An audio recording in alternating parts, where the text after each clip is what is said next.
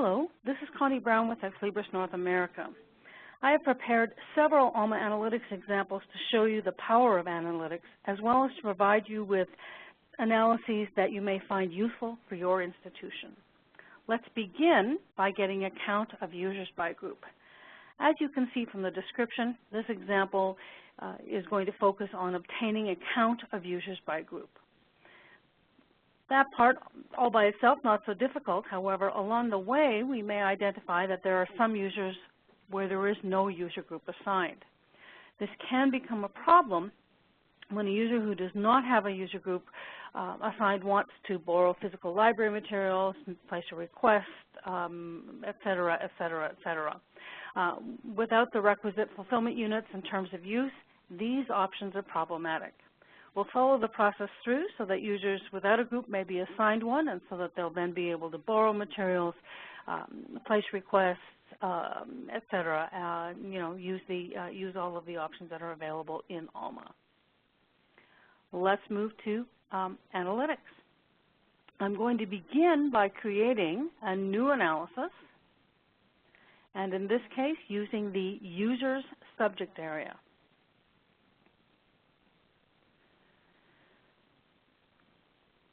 To start here, we will grab two columns of data. We'll begin with user group and user ID. Using the plan to save early and save often, I'm going to go ahead and save the analysis, and we'll just call this one count of users by group, and include a description.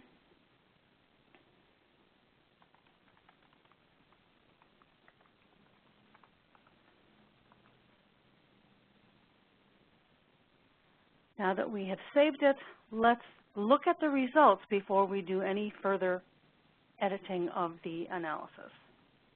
As you can see, we have user group column. We have user IDs in this case.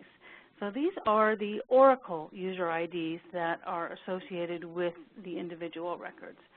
And if we scroll down a little bit further, we can see that there are many of these individual user IDs. And of course, that would be completely representative of all of the users in your ALMA environment.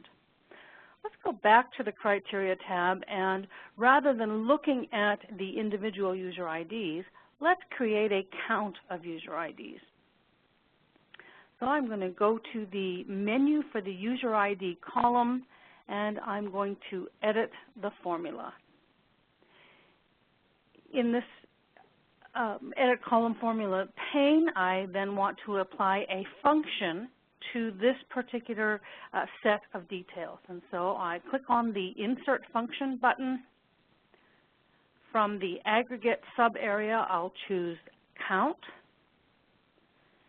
And you'll see there that the details for the column formula change just a little bit. The parentheses are inserted automatically as a result of having selected that particular function.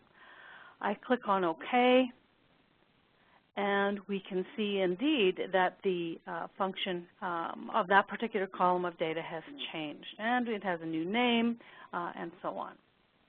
We'll save that particular change, and I will go off and take a look at the results once again. So now we have a very neat and tidy looking table that tells us that these are our user groups. These are the number of individuals that are part of each of the user groups. Note, however, that we have this count of 129 where no user group is assigned. This is the thing that I was talking about as being the problem. Go ahead and save that change as we've been looking at it. Now, if I want to take that next step and take a look at how do I identify who are the 129 users that do not have a user group assigned, the very first thing I'm going to do is use the Save As function to say that I want to now get users by group where the group equals no. So identifying users without a user group so that we can take those next steps. So at this stage, I'm going to go back to the Criteria tab. The count at this point is irrelevant, so we can go ahead and delete that. I am, however, going to apply a filter to the user group because I want to say about this one that it is null. I'll click on OK, and so we can see that that filter has now been included. In order to identify the individuals, we'll need to get some additional user details. So we could, for example, select primary identifier and maybe last name, or other combinations as well.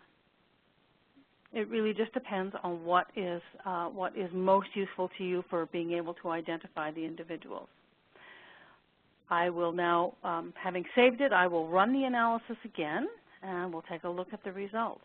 And so from here, we're able to see that we have a number of different entries in place. And so we have from here are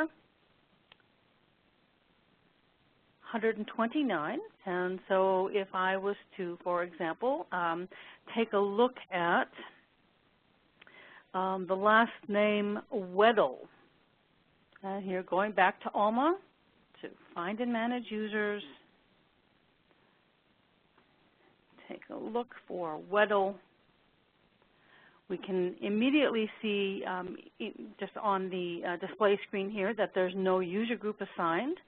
And of course, if we go into Paula's record, we can indeed see that that is the case. And so from here, we would wish to be setting an appropriate user group so that Paula can have the usual fulfillment policies apply to her and be able to work within ALMA correctly. So. Again, to reiterate, we started off by getting a count of users by group. We then identified that there was 129 users where no group was assigned. So we then performed a save as in order to be able to get the users by group where the group is null. That concludes this analysis.